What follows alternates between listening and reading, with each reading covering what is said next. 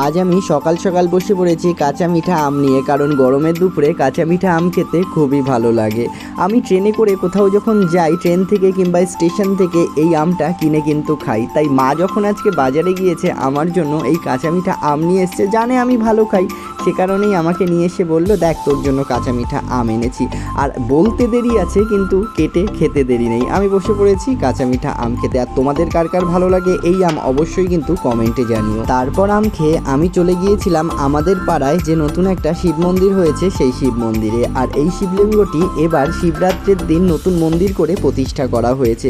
তারপর আমি যখন শিব মন্দির থেকে বাড়ি আসলাম, দেখলাম আমার মা ফুলের কড়িগুলো তুলে রাখছে, কারণ ভোরের আলো ফোটার আগে সবাই ফুল তুলে নিয়ে চলে যায়। তারপরে আমি মাকে বললাম, মা আমার সাথে একটু ব্লগে আসবে নাকি? মা বললো না না, কিন্তু জোর করে মাকে দাঁড় করিয়ে যখন আমি ব্লগে নিয়ে আসলাম, একটুখানি এসেই ওই দেখো মা ধ্যাত বলে চলে গেল। তারপরে আমি চলে গেলাম পাড়ার বৌদি বাড়িতে বৌদির সাথে একটু গল্প করতে। আর বৌদি এই দেখো কত পোষ্য আছে বৌদির, যেগুলো বৌদি পোষে। তারপর চোখে পড়লো বৌদিদের গাছে কত কাঁঠাল হয়েছে। বৌদিকে বললাম, কই একদিন একটা কাঁঠাল দিও, এঁচোড় রান্না করে খাবো। বৌদি বললো, তোমার যখন খুশি তখন পেরে নিয়ে যেও।